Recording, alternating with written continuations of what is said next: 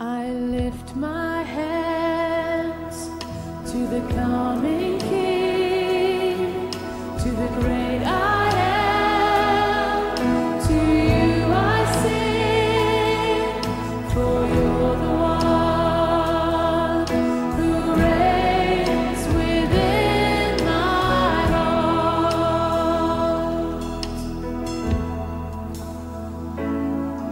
I lift my hands to the coming King, to the great I am.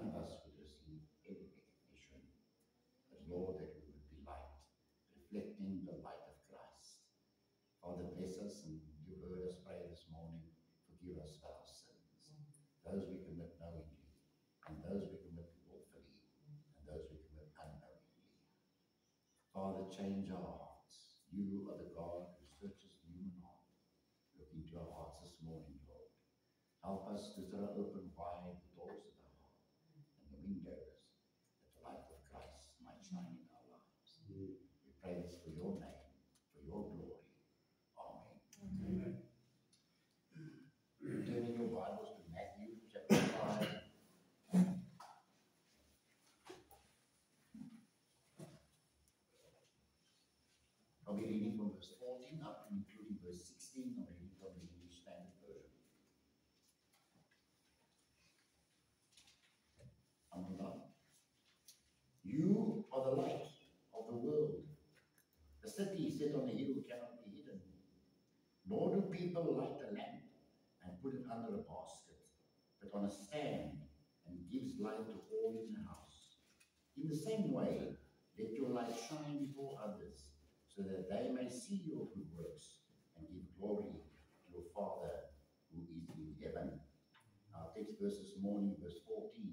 You are the light of the world. A city set on the hill cannot be hidden.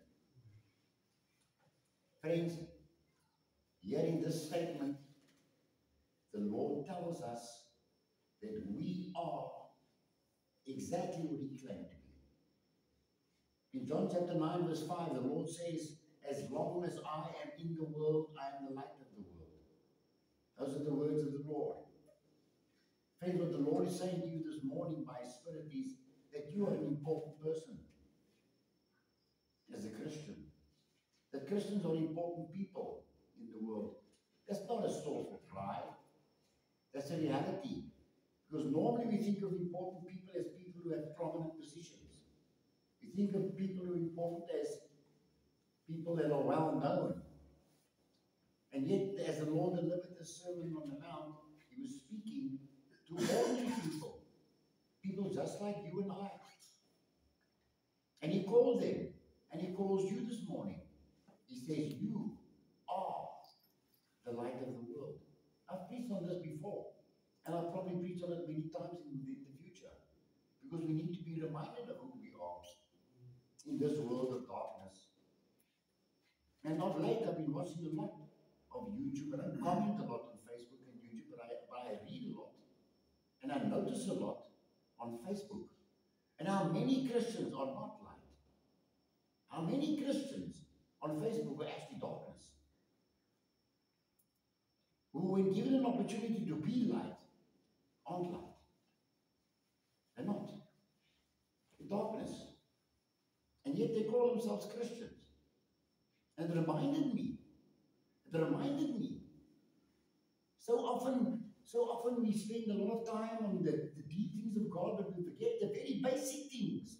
The very, very fundamental, basic things we must. See, we're blind to them.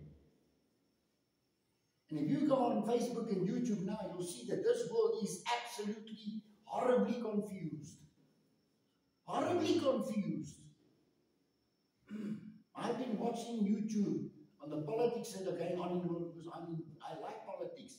It's important that a servant of God knows what's going on in the world. What are the voices out there? And there are many, and they are all confused. I'm not talking about God's servants on YouTube. There are many. God bless them. But for every one true servant of God on YouTube and Facebook, there are 100,000 who are lost. You listen to the comments. You listen to them and you can see there is confusion amongst humanity. There is no longer truth in humanity. They've lost the plot. They have forsaken God. They've thrown God away. And they are in deep, deep darkness. And I see Christians on Facebook and they're darkness. They're not light. And led me to the sermon this morning because God rebuked me about that fact. He told me, you are light. You are light. Why do you shine in darkness? Brings me to my first point this morning. That is an exclamation mark. Here on my sermon, I wrote exclamation, but I wanted to put it there. Because when the Lord says this, He's not saying it in a passive voice like, Jacques, and before I forget, just remember you the light of the world. And you too, Lord. Okay, don't forget I'm you the light of the world. He didn't say it like that. He said, you are the light of the world. It was an emphatic statement. An emphatic statement. There was nothing about it that you couldn't understand. The Son of God, God the Son, says to me, you are the light of the world. It was an emphatic exclamation. And it was absolutely astounding that Jesus, who knows who I am, who knows my every thought, every wicked thought, who knows every wicked ambition, every wicked opinion, still says to me, You are the light of the world. That just blows my mind. That doesn't make me put my face to the ground and say, God, I am not worthy. God says, you are worthy in Christ. Do not tell me you are not worthy. You are my child. You are my servant. You are those whom I am sending. I tell you, you are the light of the world. Note, the Lord Jesus Christ doesn't say that the day is coming when you will bring the light. He doesn't say that as I sanctify you, you will become the light. No. He says it plain and simple. You are the light. And it's not so much by the things we do and the things we say. It's about who we are. Because who we are will determine what we say and what we do if we don't want to be hypocrites. And there are many of them out there who do Christian things, who say Christian things, but their hearts are filled with darkness. They are an abomination to God. They are false prophets and hypocrites. God does not know them. They will come before the Lord and say, I have done A, B, C, D, right down to C for you. And the Lord will say, depart from me, you workers of iniquity. I never knew you. Friends, we should tremble before the Lord in our hypocrisy. Secondly, an illustration. In verse 15, the Lord says that the lamp is not hidden under a basket, under a bushel. It's put on a stand. It's put on a stand to give light to all in the house.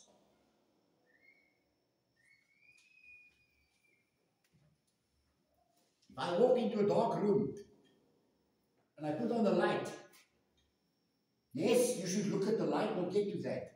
But the main focus is not the light. The main focus is the light giving illumination to what's in the room.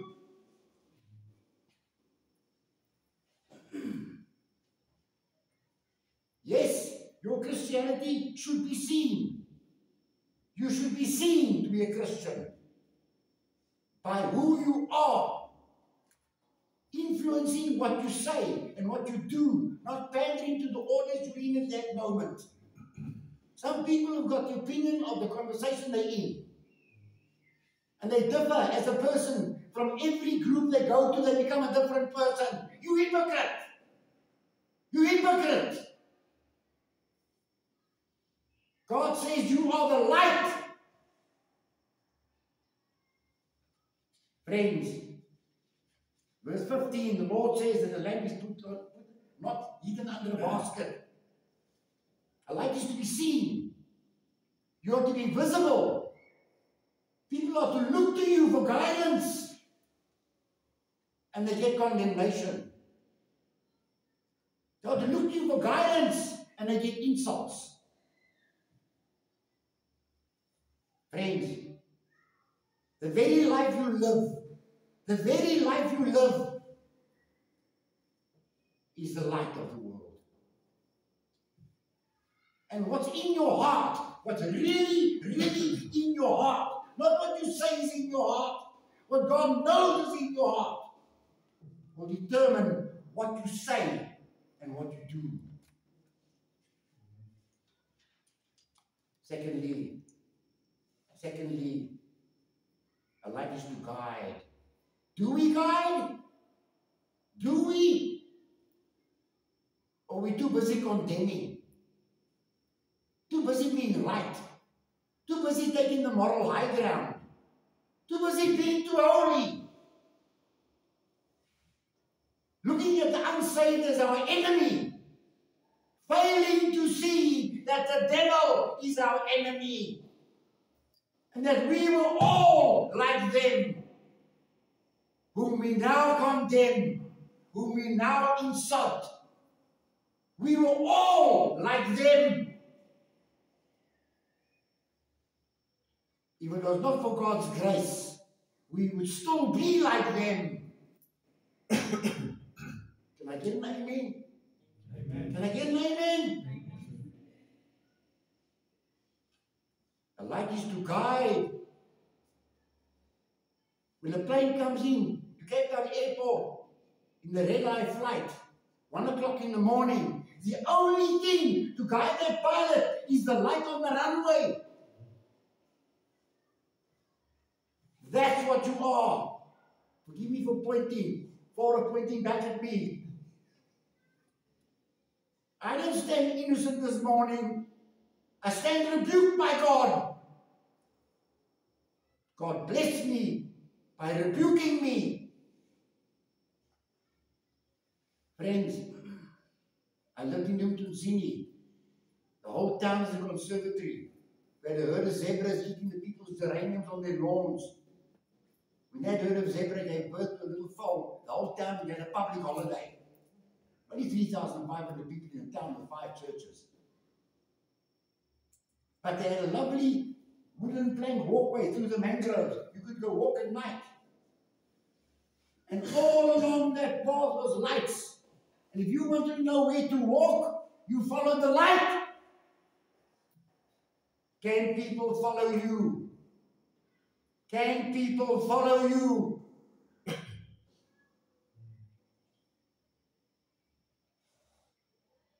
Friends, this world desperately needs lights. This world desperately needs light. And we are failing them. A light, thirdly, is to warn.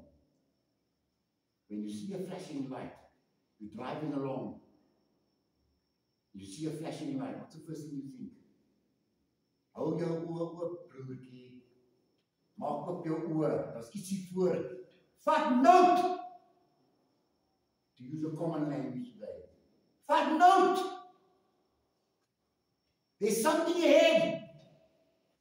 Are you a warning light?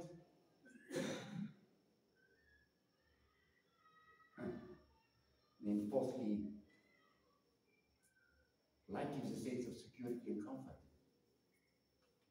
Are people afraid to come to you maybe? Because of your condemnation and your holier than thou attitude? Or are you meek and humble and loving and accepting and forgiving like Jesus? Brother Glenn was reminding me this morning, nowhere in the Bible did Jesus insult. He spoke the truth to the Pharisees.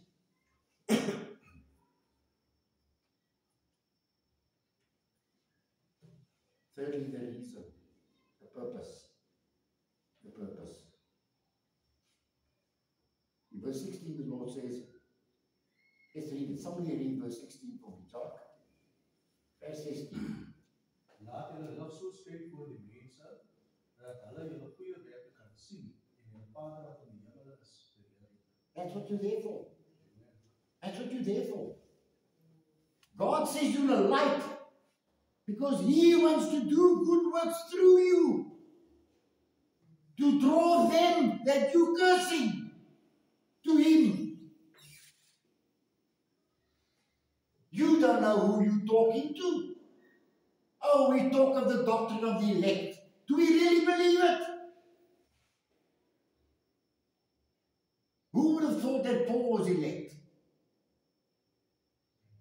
Do you read the Bible? Do you know what Paul did? Do you think Peter would have thought Paul was elect?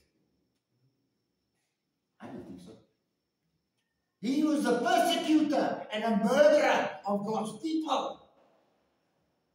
Yet God chose him to write 1/3 of the New Testament. The greatest church planting evangelist that ever walked the face of this earth was a persecutor and a murderer of God's people. How dare we condemn? What gives us the right to be God? When we are nothing nothing but horrible, filthy sinners saved by the grace of God. Yet we walk around as if we're something.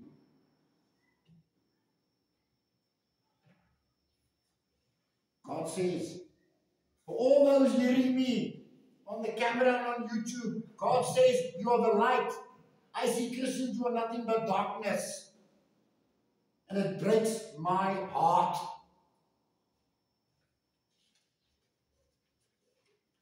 Ephesians 2 verse 10 says, for we are His workmanship. His workmanship. Not my own workmanship. I can't improve myself.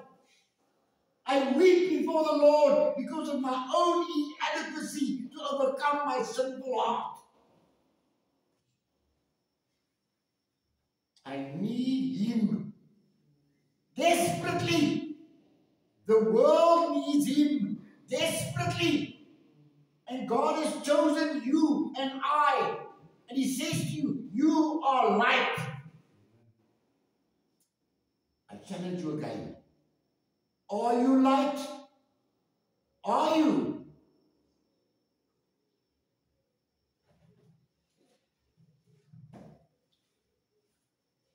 In my hand, I hold a mission field. In my hand, I hold a mission field. 1, 2, 3, 4, 5, 6, 7, 8, 9, 10, 11, 12, 13, 14, 15. 15 people in this church this morning. Most pastors say, my niece in the category. Actually, only 1,500 people have heard the message coming from this pulpit because of that camera. I will not disdain God. That tells me in my hand is a mission field. God tells me, preach the word. Preach the word. Preach the word. Here's your mission field, Robert. You are Philadelphia. I know you have but little strength, but I have opened the door. The internet. The internet. You don't have to go to China. You got the internet. But what do we use it for? What do we use it for? Am I angry this morning? Yes. Holy indignation because of the hypocrites I see on the internet who call themselves Christians but who are not light. Every time you go on this thing, Facebook, wherever, God says, remember, you are light. Go and read the comments. I challenge you today. Go and read the comments that Christians make. And you will be shocked by the fact that they are not light.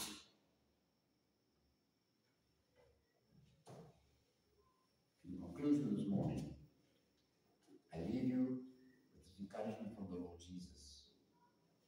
God the Son, you are the light of the world.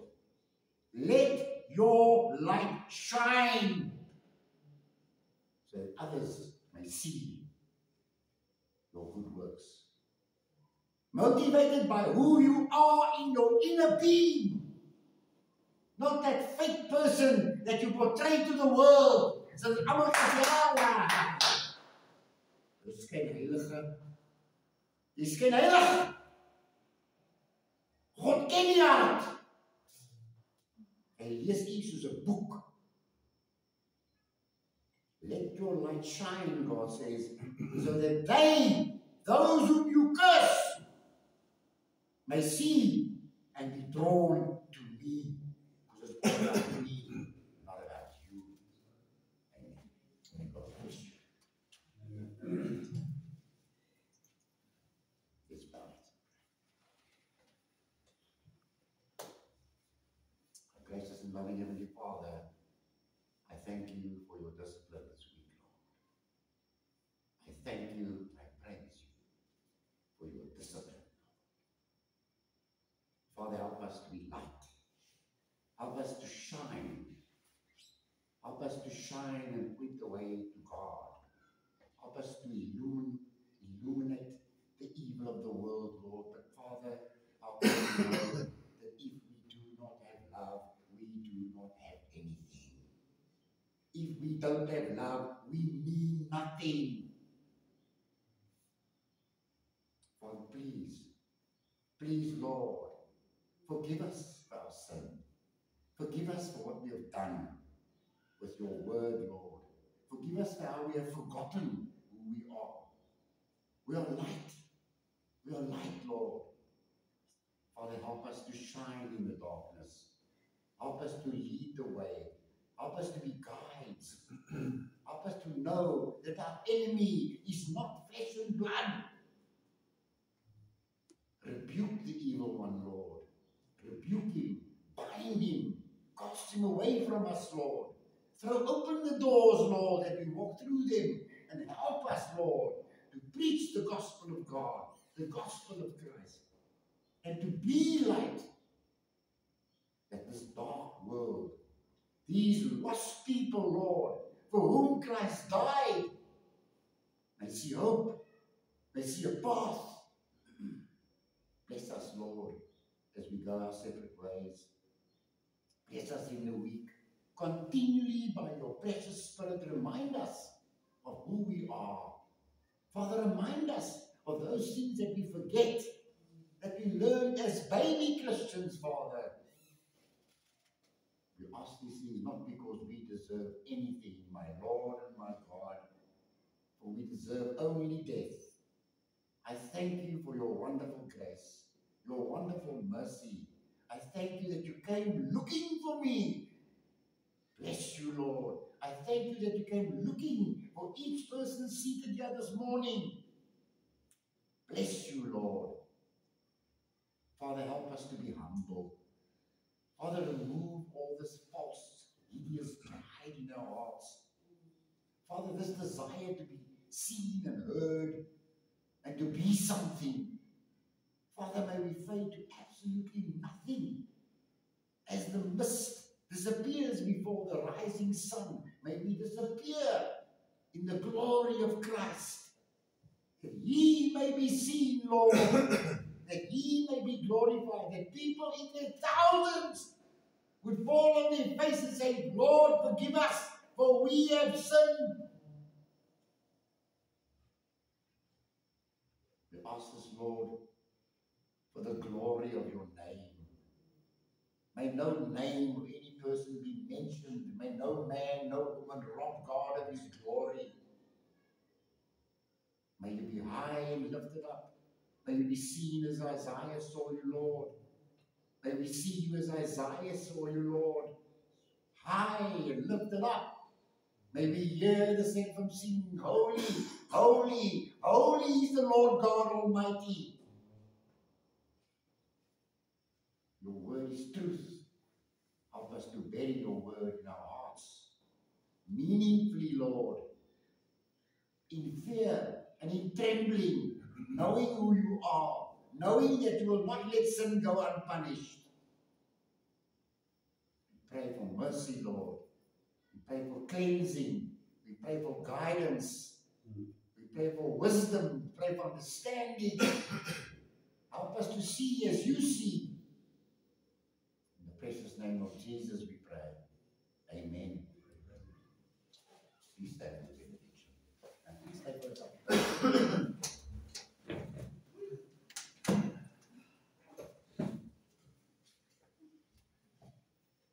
May God bless you. May God keep you. May God make his face to shine upon you and be gracious to you. May God turn his face toward you and give you peace. Go in peace. Go in Jesus' name. Amen. I want to encourage you guys.